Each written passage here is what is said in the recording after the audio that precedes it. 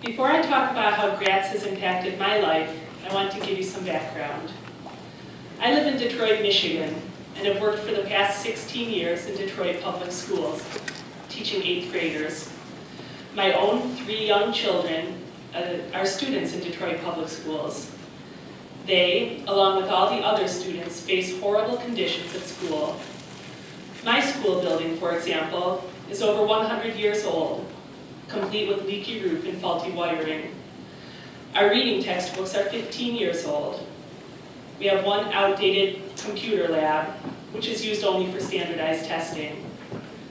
Our boiler, which is the same age as the school, has only 2 settings, blazing hot or freezing cold. It has been as cold as 38 degrees in my room, with everyone forced to wear coats all day.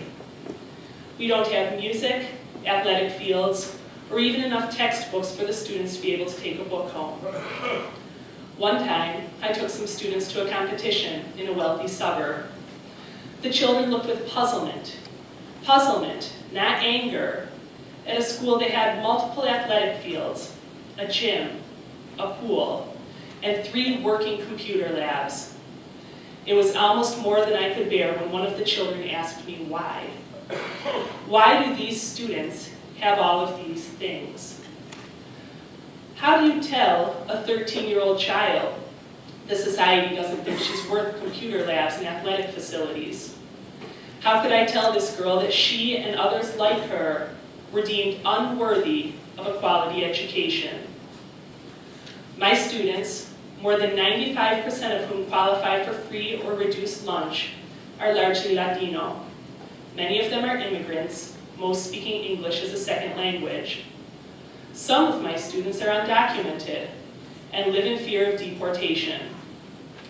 It is not uncommon to see a child sitting forlornly in the classroom, and upon asking him if he's okay, to hear him say his father was picked up by la migra, immigration. It's devastating to watch these children struggle when this happens. Do they stay in the United States, or do they move back to Mexico, to the poverty and lack of opportunity that spurred them to leave in the first place? I also coach soccer, boys aged 13 to 19. We practice in a nearby park, which is home to numerous soccer fields. It's also home to gangs, stray dogs, and used drug paraphernalia. The vacant houses bordering the park are frequent targets for arson. During one practice, we counted 3 houses burning. Some weeks ago, I arrived at practice to find a makeshift shrine to a young man who had been killed the day before at a soccer match. The past weekend, a young father was killed at the park, one of 7 fatalities resulting from 28 shootings that took place in Detroit from May 7th to May 9th. Many of you must be thinking that Detroit is a horrible place, a place to be avoided at all costs. I'm sorry if I've given you that impression. If this were a different speech, I could give reason upon reason explaining how much I love Detroit and why it's a great place to live. DPS does have success stories. I've had students who have become engineers and lawyers, or have found success in landscaping and construction, taking on back-breaking jobs that many Americans avoid. These students are the lucky ones, though, the ones who manage to raise above their education and expectations. Not all of my children have been able to do that. I've attended too many funerals of too many students whose lives were taken too soon, and several of my students are serving time in prison. What do my students and soccer players have to do with us here today? The answer lies in the Gratz motto, education grounded in Jewish values. The 2 Jewish values that resonate most with me are, do unto others as you would have done unto you, or the golden rule, and repairing the world, or tikkun olam. The golden rule should be self-explanatory.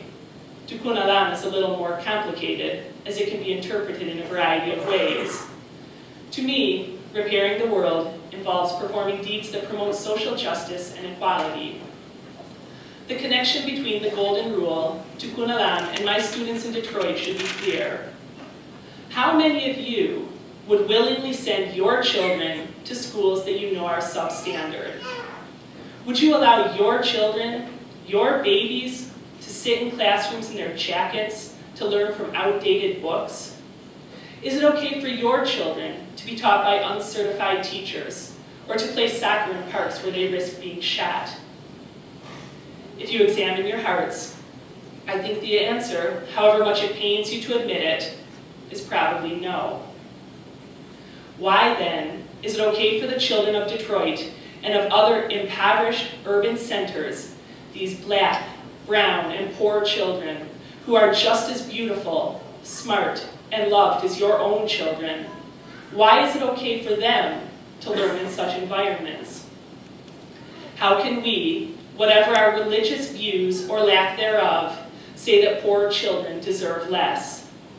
Most people wouldn't say that, because such a statement goes against the grain of the Golden Rule. And though the Golden Rule prevents us, Jews and non-Jews alike, from saying that it's okay to treat poor children differently from well-off children, our education system doesn't reflect this. Until we follow the Golden Rule, truly follow it, our education systems will continue to be segregated, with poor, urban, black, and brown children trapped in substandard schools, struggling for their piece of the American dream, while better off children thrive in schools with every amenity, preparing for college. This brings me to Tikkun Olam. Every person here has an obligation to repair the world, to do whatever is necessary to bring social justice to fruition. I'm not asking you to join Teach for America and come fix Detroit, Philadelphia, or Chicago. Please don't go away with that impression. Then please don't do that. What I am saying is that all of you graduates, armed with your Gratz degrees, are well prepared to repair the world in some capacity. Use the education you've received at Gratz to make this world a better place, not only for your children, but for all children.